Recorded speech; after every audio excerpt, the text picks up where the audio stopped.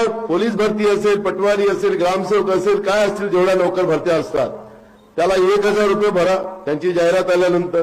आता शिशुपालजी सांगत होते की 3,000 अगर पदं असतील तर 3 लाख पोरं मुली अर्ज भरतात. इतकी बेरोजगारी महाराष्ट्रात वाढली. आता 1,000 रुपयाच्या भावानं किती पैसे होतील 3 लाखाचे. आम्ही लोकांनी याच्यामध्ये निर्णय केला की एक रजिस्ट्रेशन करायचं, नाम मात्र पैसे त्याच्यात घ्यायचे आणि एका एंट्रीमध्ये तुम्हाला राज्यामध्ये जेवढ्या काही नोकऱ्या निघतील त्याच्या परीक्षा देण्याचे अधिकार आमच्या तरुणींना, सुशिक्षित मुलांना राहणार.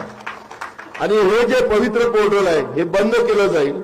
सगळ्या जागा शासकीय पद्धतीने भरल्या जातील, एमपीएससीच्या थ्रू भरल्या जातील आणि कंत्राटी जी भरती आहे ती महाराष्ट्रामध्ये बंद केली जाईल.